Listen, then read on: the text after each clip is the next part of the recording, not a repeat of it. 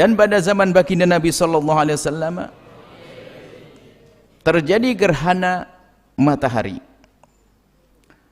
Kemudian orang-orang pada berkata bahwasanya terjadi gerhana ini karena telah wafat putra baginda Nabi sallallahu alaihi wasallam yang bernama Sayyidina Ibrahim.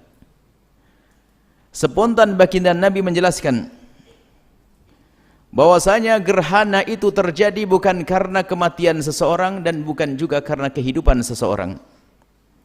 Akan tapi itu semua adalah tanda-tanda kebesaran Allah, dan baginda Nabi mengatakan fasallu fa idza raaitum, jika engkau melihat gerhana terjadi fasallu maka laksanakan salat.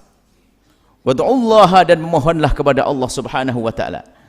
Saat ini kita melaksanakan salat gerhana rembulan, dan semoga ini termasuk tanda sambung kita dengan baginda Nabi.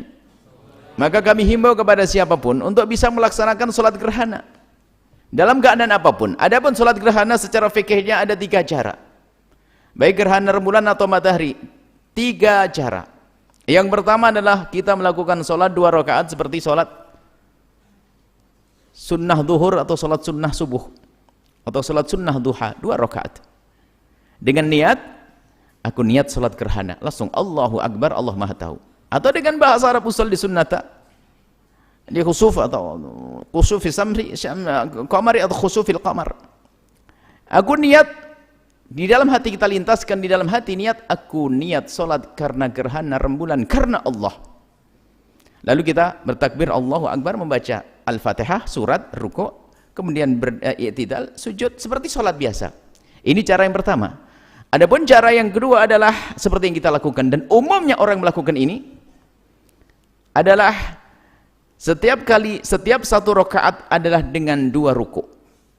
Makanya setelah membaca surat Al-Fatihah, membaca surat, kemudian melakukan ruku', kemudian berdiri lagi, membaca surat Al-Fatihah, membaca surat, kemudian ruku' kembali. Ini dalam rakaat yang pertama ada 2 ruku'. Kemudian sujud seperti biasa, kemudian berdiri lagi, rakaat yang kedua adalah dengan 2 ruku'. Seperti yang kita laksanakan tadi. Adapun yang ketiga adalah ini cara yang paling sempurna, dan hanya orang-orang sempurna saja yang mampu melaksanakannya. Jadi sama dengan cara yang kedua, hanya bacaannya saja. Berdiri yang pertama adalah baca surat Al-Fatihah, kemudian baca surat Al-Baqarah. Surat Al-Baqarah 86 ayat. Baru setelah itu i'tidal, berrukuk. Setelah rukuk berdiri lagi, baca surat Al-Fatihah, kemudian membaca 200 ayat. Masya Allah, 200 ayat. Kemudian setelah itu i'tidal, kemudian rukuk, sujud.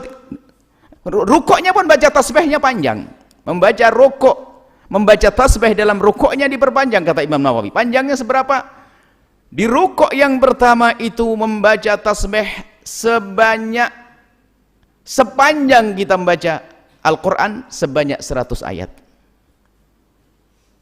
Kurang lebihnya sholat 4 jam nanti selesai.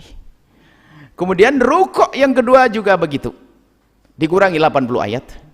Kemudian nanti rakaat yang kedua, rukuk yang pertama bacaannya adalah 70 ayat, kemudian sepanjang 70 ayat, kemudian rukuk yang keempat adalah sepanjang 50 ayat. Sujudnya 4 sujud sama, membaca tasbih yang panjang. Sujud yang pertama, di rakaat yang pertama sujudlah sepanjang kita membaca ayat 100 ayat. Kemudian di sujud yang kedua adalah sebanyak 80 ayat, sepanjang membaca ayat 80 ayat. Kemudian di sujud yang ketiga adalah sepanjang membaca tasbih, sepanjang kita membaca tasbih, membaca ayat 70.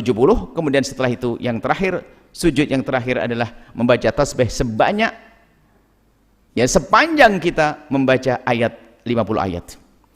Ini adalah cara yang kedua. Boleh kita mencoba sesaat untuk ini, untuk mengamalkan sunnah. Akan tapi kami ingatkan bahwa kalaupun Anda tidak bisa dengan tingkat yang paling tinggi, yang nomor 3 tadi, tingkat yang lebih istimewa, jangan sampai Anda tidak melakukan tingkat yang kedua. Paling tidak adalah Anda melaksanakan tingkat yang pertama. Maka kami himbau kepada siapapun yang saat ini ikut menyaksikan televisi tapi belum sholat gerhana, tidak dengan berjamaah pun diperkenankan.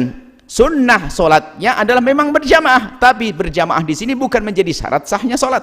Kalaupun melakukan sholat gerhana tanpa berjamaah, sah.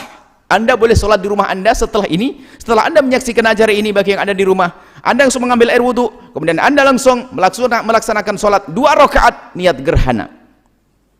Niat sholat gerhana rembulan. Tanpa ada khutbah pun sah.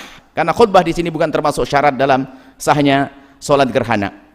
Setelah Anda menyaksikan video ini, jangan lupa berselawat kepada baginda Nabi Muhammad sallallahu alaihi wa alihi wa sahbihi wasallam.